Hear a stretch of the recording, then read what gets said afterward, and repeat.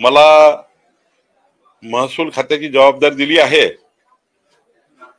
आणि या खात्यामध्ये संपूर्ण महसुली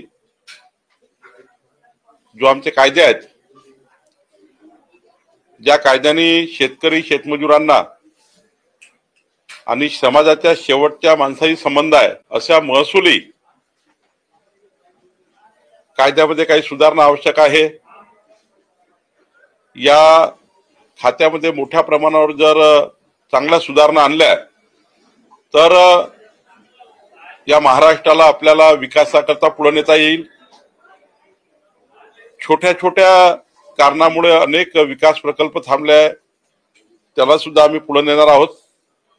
86,000 झोडपी जंगलाच्या जमिनी ज्या दाखवल्या आहेत, झुडप नाही जंगल नाही पण जमिनीवर नोंदी आल्या आहेत, या 86,000 हेक्टर जमिनी ज्या प्रामुख्याने विदर्भातल्या आहेत, याबद्दलची सुप्रीम कोर्टमध्ये केस सुरू आहे।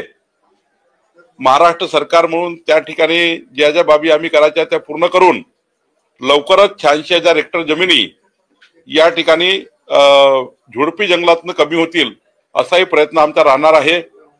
आणि एक तलाठ्यापासून तर जिल्हाधिकाऱ्यापासून शासनापर्यंत ज्या ज्या बाबी सरकार म्हणून अपेक्षित आहेत त्या आम्ही पूर्ण करणार आहोत।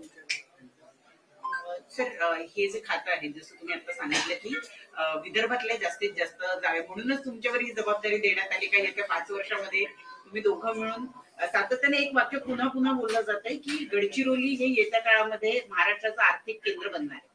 नाही, खरंच आहे की विदर्भ असो की मराठवाडा असो की महाराष्ट्र असो, पण विदर्भातल्या झुडपी जंगल जमिनीमुळे मोठ्या प्रमाणावर विकास प्रकल्प थांबले आहेत। साधं स्मशानभूमी सुद्धा बांधता येत नाही गावात।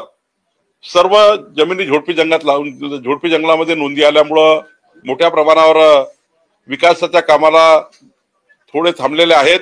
मला विश्वास आहे की पुढच्या 2-3 महिन्यामध्ये आम्ही सुप्रीम कोर्टमध्ये महाराष्ट्र सरकार म्हणून आमची पूर्ण बाजू मांडून या जमिनी सोडू। आणि अनेक प्रकल्प आहेत, त्या ठिकाणी मुद्रांक शुल्काचे प्रश्न आहेत, जमाबंदी आयुक्ताकडे प्रश्न आहेत, शेतीच्या जमिनी मोजण्याबद्दलचे प्रश्न आहेत, रेती बद्दलच्या सुलभ पॉलिसी। आज सुलभ पॉलिसी जी आहे ती देशामधली कुठली पॉलिसी आहे ज्यातनं जनतेला रेती मिळेल, रेती माफिया बंद होतील, रेतीची माफियागिरी बंद होईल, याकरता सरकार विशेष लक्ष टाकणार आहे। म्हणजे माफियागिरीच राहणार नाही महाराष्ट्रामध्ये, यासाठी महाराष्ट्र सरकार म्हणून आम्ही विशेष प्रयत्न करणार आहोत।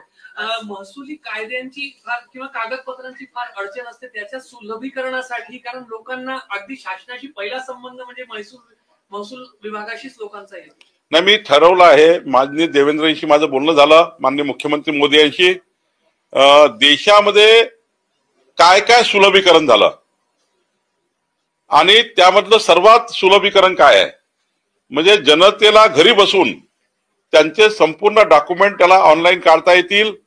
तहसील कार्यालयातल्या तलाठी कार्यालयातल्या फेरफाट्या ह्या जनतेला होणार नाही आणि लवकरच एक आमूलाग्र बदल आणि जो देशामधल्या इतर राज्यांनी काय काय कुठे कुठे पूर्व उदाहरण आहेत हे मी त्या ठिकाणी प्रामुख्याने बघणार आहे आणि मोठ्या प्रमाणावर रिलीफ या महाराष्ट्राच्या जनतेला मिळेल। महसुली खात्यामध्ये या ठिकाणी महसुली खात्यामुळे कुणाला त्रास होतो आहे हे काही मी बघू शकणार नाही। निश्चितपणे यातनं तुम्हाला काहीतरी बदल झालेला दिसेल, एक सकारात्मक बदल झालेले दिसतील।